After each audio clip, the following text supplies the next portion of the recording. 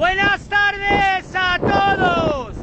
Mi nombre es Diego el Profeta, pintor de la montaña de color azul en Cabezo de Torres, Murcia, España.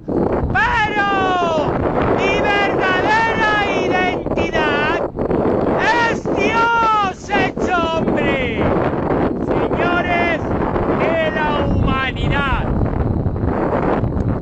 hay que destruir a María la Virgen, su presencia e imagen y creencia sobre ella nos hace mucho mal a la humanidad.